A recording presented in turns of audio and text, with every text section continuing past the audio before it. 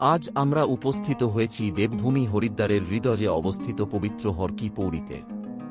হরিদ্বার অর্থাৎ হরির দ্বার বা ঈশ্বরের প্রবেশদ্বার। যুগ যুগ ধরে এই স্থান হিন্দু ধর্মাবলম্বীদের কাছে অন্যতম শ্রেষ্ঠ তীর্থক্ষেত্র হিসেবে পরিচিত। গঙ্গা নদীর উৎপত্তির ইতিহাসও অত্যন্ত তাৎপর্যপূর্ণ।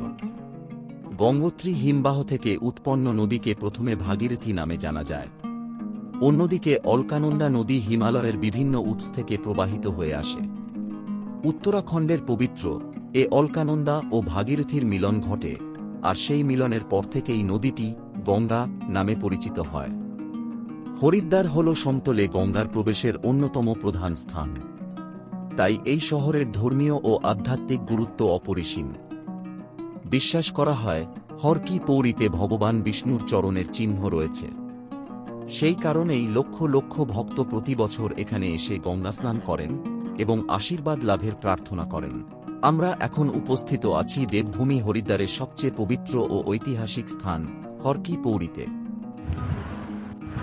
আমরা এখন এসে পৌঁছেছি মনসা দেবী মন্দিরে। রোপওয়ে করে আমরা এখন মনসা দেবী মন্দিরে যাচ্ছি। খুব সুন্দর লাগছে, পাশ দিয়ে রোপওয়ে গুলো বেরিয়ে যাচ্ছে। আমরা একটা ঝুড়িতে পাশের রো দিয়ে আরো যাচ্ছে। রোপওয়েতে উঠে পুরো শহরটাকে দেখা যাচ্ছে, খুব সুন্দর লাগছে।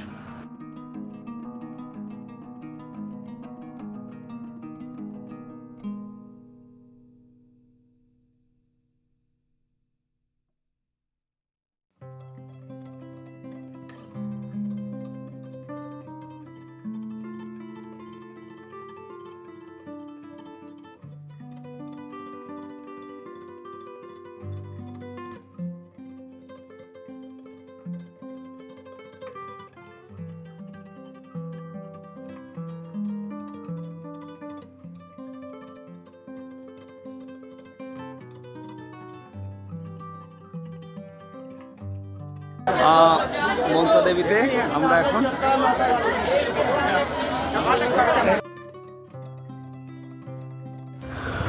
মনসা দেবী পুজো দেওয়ার পর এরপর আমরা যাচ্ছি চণ্ডীমাতার মন্দিরে এবং খুব তাড়াতাড়ি পৌঁছে গেলাম চণ্ডীমাতা মন্দিরে। এখানে পুজো দিয়ে মন্দির রোপওয়েতে দর্শন করে আমরা আবার হোটেলে ফিরে এলাম।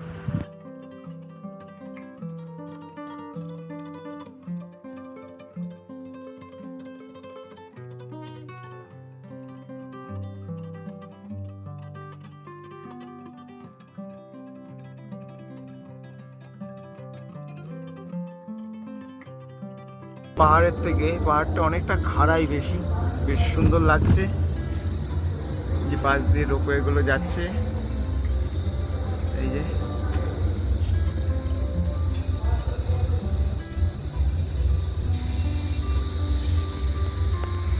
খুবই সুন্দর।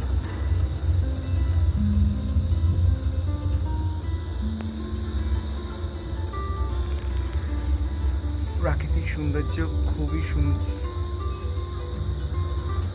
জঙ্গল আর এই পাহাড়ের ওপরেই মা চণ্ডী মায়ের মন্দির।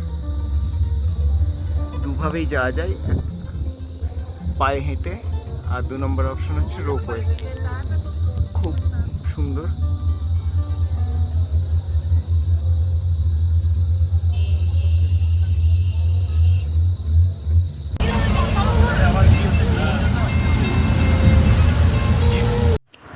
দক্ষরাজার বাড়িতে এখানে রয়েছে দশম মহাবিদ্যার মন্দির, যে সামনে রয়েছে লক্ষ্মীনারায়ণের মন্দির এবং হনুমানজির মন্দির।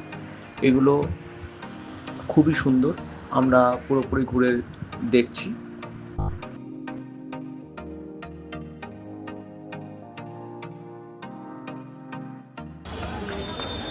আজকে আমরা এসে পৌঁছেছি রাজা দক্ষরাজের বাড়ি এবং সতীমায়ের জন্মস্থল। এই সেই মন্দির, আর এই কুণ্ডতেই মা সতীমা প্রাণত্যাগ করেছিলেন। দেখছেন আমরা এখন হরিদ্বারে আছি। হরিদ্বারে যেখানে আমাদের দক্ষ রাজা, যেখানে আমাদের আমরা এখন হরিদ্বারে আছি, কঙ্খল, যেখানে দক্ষ রাজা এখানে তার বাড়ি। সে সমস্ত দেবতাকে নিমন্ত্রণ করেছিলেন, কিন্তু শিবকে মানে সতীমার স্বামী শিবকে নিমন্ত্রণ করেননি। তবুও তিনি এসেছিলেন এবং তার সেই অপমানিত হয়েছিলেন, সেই অপমানকে সতীমা সহ্য করতে না পেরে আমাদের সতীমা এইখানেই যজ্ঞকুণ্ড যেটা আছে সেখানে আত্মাহুতি দেয় এবং সেখানেই আমরা এখানে পৌঁছিয়েছি। আপনারা দেখছেন যে রাজা তিনি তার ঔদ্ধত্য নিয়ে তাকে তার জামাতা শিবকে নিমন্ত্রণ করেননি, তিনি এসেছিলেন। এছাড়াও আমরা এখানে দেখছি দশম যেটা আপনারা দেখছেন দশম মহাবিদ্যা, সেই রুমগুলো আছে এখানে পরপর। এছাড়া পাশে আপনারা দেখতে পাবেন আমাদের হনুমানজির মন্দির, সেটাকেও আমরা দেখতে পাচ্ছি পাশে।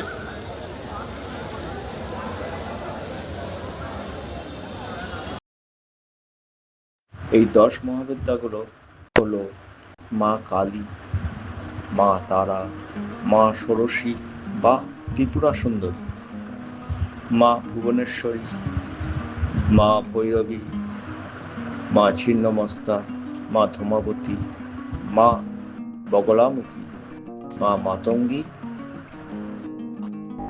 মা কমলা। জয় ভোলেনাথ, হর হর মহাদেব।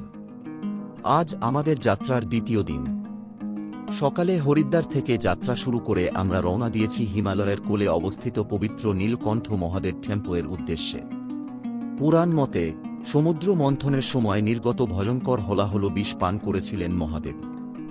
সেই বিষের প্রভাবে তাঁর কণ্ঠ নীলবর্ণ ধারণ করে, আর সেই থেকেই তার নাম হয় নীলকণ্ঠ। বিশ্বাস করা হয় এই পবিত্র স্থানেই মহাদেব সেই বিষ ধারণ করেছিলেন। পাহাড়ি আঁকা বাঁকা পথ, ঘন সবুজ অরণ্য আর মনোরম প্রাকৃতিক সৌন্দর্যের মধ্য দিয়ে আমরা পৌঁছে যাই নীলকণ্ঠ মহাদেব মন্দিরে। ভক্তি ভরে মহাদেবের দর্শন ও পূজা সম্পন্ন করে আমরা অনুভব করি এক অপার আধ্যাত্মিক শান্তি। এরপর শুরু হয় যোগনগরী ঋষিকেশ দর্শন।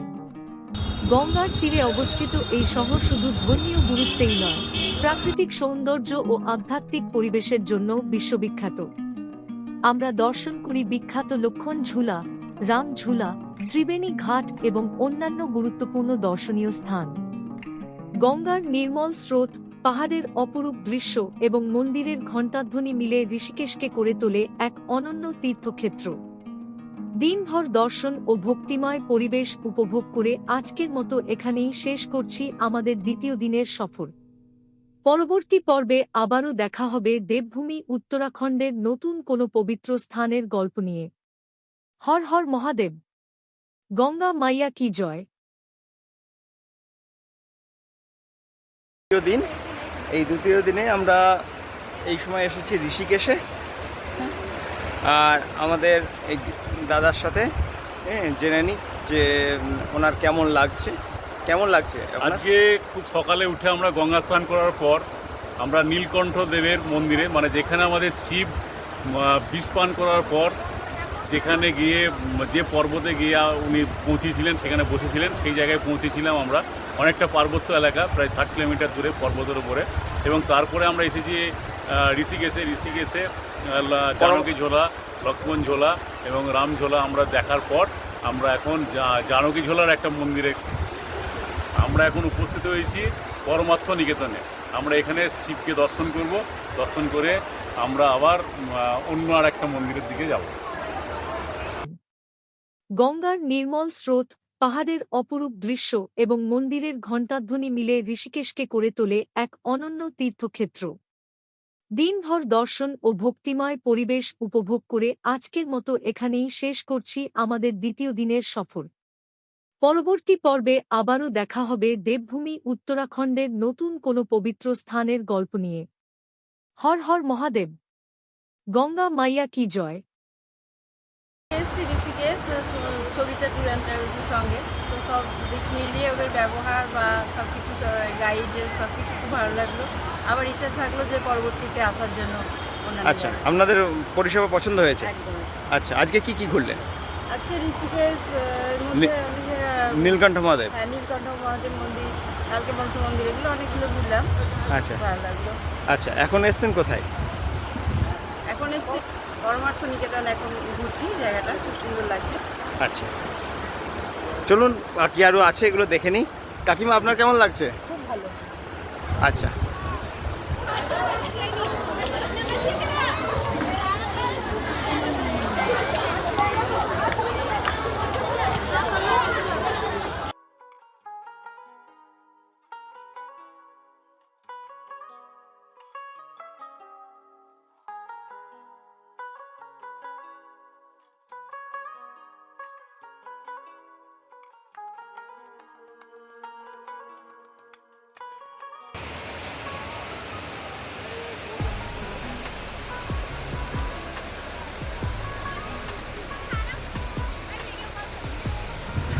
আজ যাত্রার তৃতীয় দিন।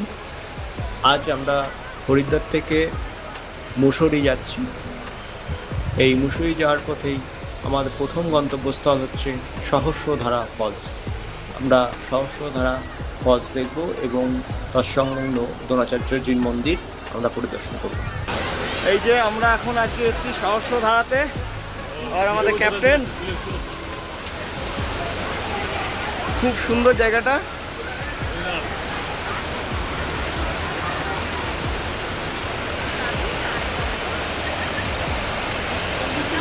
ভুলি হয়েছে।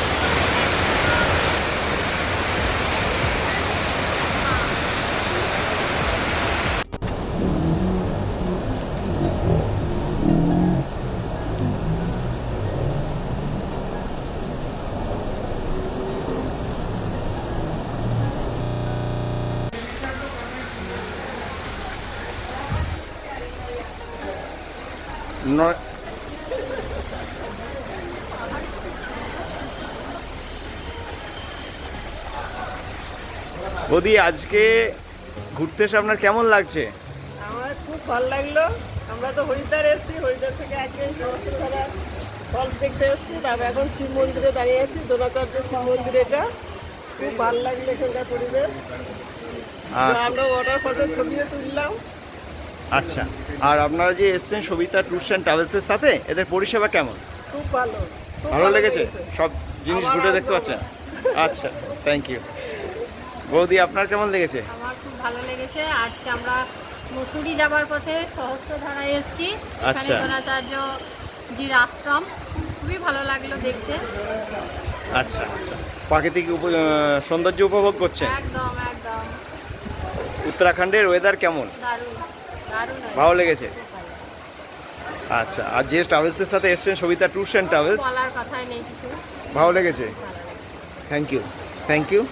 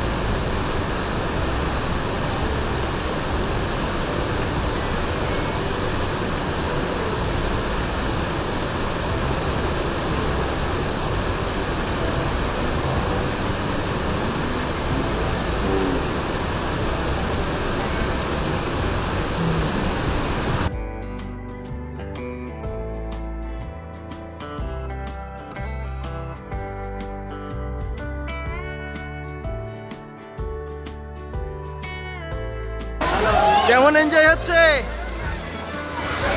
কোথায় এসছো? কেম্পটি। কেমন এনজয় করছো দাদা?